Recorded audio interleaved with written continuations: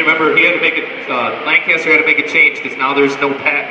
So we have a lot of issues. So he's trying to come up with a way to counteract that with a lowered water level because now he's competition. So over the next few years, this focus of TQM was supplemented with a process of value-driven culture change to create an empowered organization, build trust, and knock down departmental barriers. The original senior management team, which had been composed of hierarchical personalities accustomed to top-down command-control style, was replaced by a new group of managers willing to do work in a team-based organization.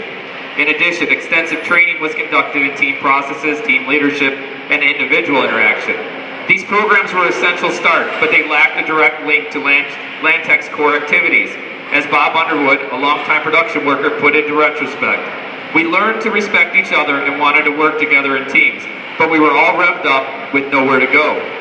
The factory was still a mess, product development was still too slow, the sales force was still playing games to beat the lead time problem. The third approach to this crisis was a new production method called Max Flex.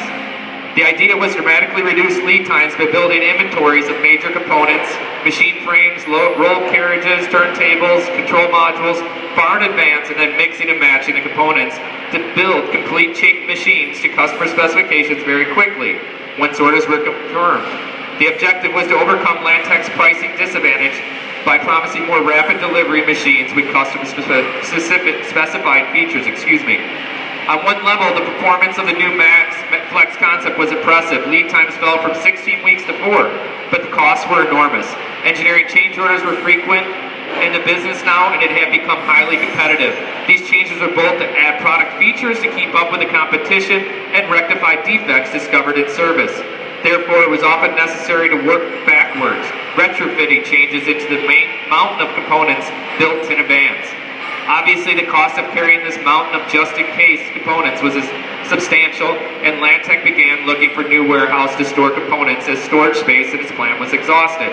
But the biggest problem, despite Lantec's best efforts at planning production, cases quickly arose where one critical component needed to complete a machine was lacking.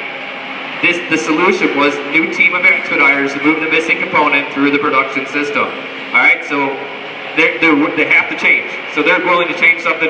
As of now, we know that it's wrong. They're building WIP, right? We've talked about it a lot, so it's the wrong way, but they're changing because they have to change to try something different. And then also, obviously, they're adding expediters, all right? We just talked about it. That's what we just did in our meeting back in logistics.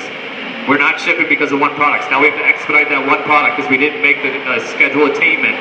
So that's what we're doing. So we have to get away from that and get that balance, okay?